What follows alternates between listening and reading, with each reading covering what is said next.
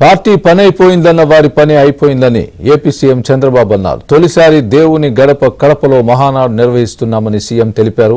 కార్యకర్తల పోరాటం వల్లే పార్టీ అధికారంలోకి వచ్చిందన్నారు. గతంలో విధ్వంస పాలనతో రాష్ట్రాన్ని సర్వనాశనం చేశారని మండిపడ్డారు. పాలన అంటే వేధింపులే అన్నట్లుగా గతంలోని పాలకులు వ్యవహరిస్తారని అన్నారు. టీడీపీతోనే సామాజిక న్యాయం సాధ్యమవుతుందని సీఎం చంద్రబాబు తెలిపారు. 34 మహానాడులు మనం జరుపుకున్నాం. 2 మహానాడులు డిజిటల్ గా జరిగాయి.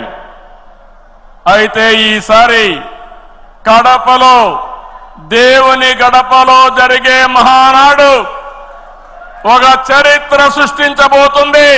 సువర్ణాక్షరాలతో ఆంధ్రదేశ రాష్ట్ర ఆర్థిక పరిస్థితి ఒక దిశ నిర్దేశిస్తుందని చెప్పి తెలియజేసుకున్నా.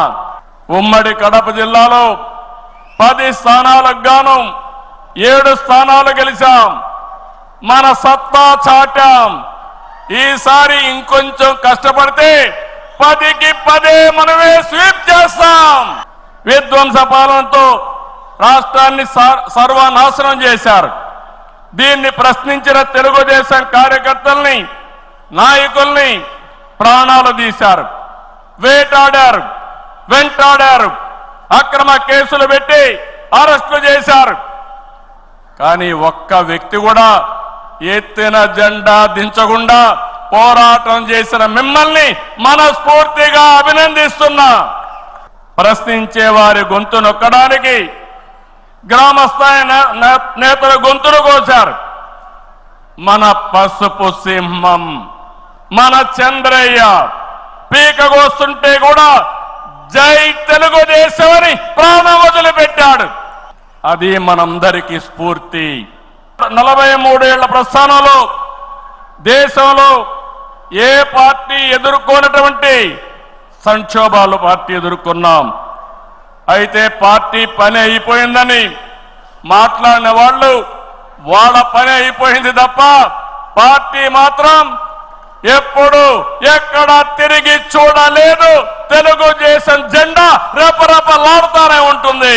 2024లో కాంగ్రెస్ పార్టీని చిత్తుగా ఓడించిన తర్వాత ఆంధ్రప్రదేశ్ ప్రజలకి స్వాతంత్రం వచ్చింది, స్వేచ్ఛ వచ్చిందని మరొక్కసారి విజ్ఞప్తి చేస్తున్నా. అయితే ఈరోజు మనం ఒక్క విషయం గుర్తుపెట్టుకోవాలి.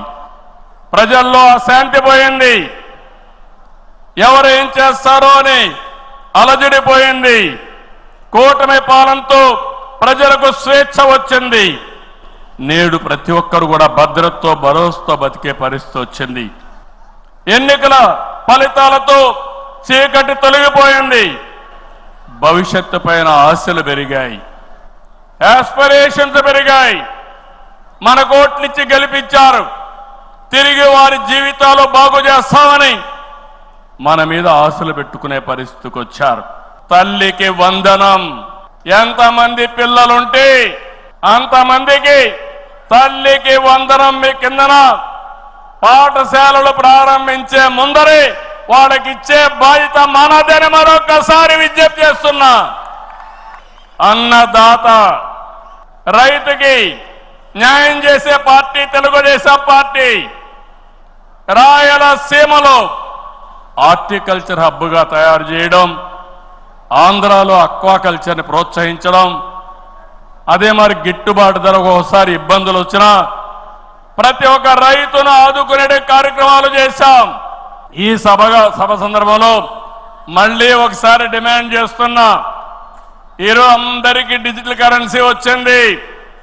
పార్టీకి డొనేషన్ ఇవ్వాలన్నా ఒకప్పుడంతా లిస్ట్ అంతా ఇచ్చి చదివేవాళ్ళం. ఇప్పుడు నేరుగా మీ ఫోన్ ద్వారా పార్టీ అకౌంట్లోకి డబ్బులు చెల్లించే పరిస్థితికి వచ్చారంటే ఈ 500, 1000, 2000 రూపాయల అవసరం లేదు. రాజకీయాల్లో డబ్బులు పంచే అవసరం ఉండకూడదు. ప్రజా సేవే పరమావిధిగా చేసుకుని మనం పనిచేస్తే ప్రజలు మనకు ఓట్లేస్తారని చెప్పి కూడా నేను మీకు తెలియజేస్తున్నా. మీరు నాతో ఏకీభవిస్తున్నామంటే అన్ని పెద్ద నోట్లన్నీ రద్దు చేయాలని గట్టిగా చప్పట్లు కొట్టి హర్షాన్ని, ఆమోదాన్ని తెలియజేయండి.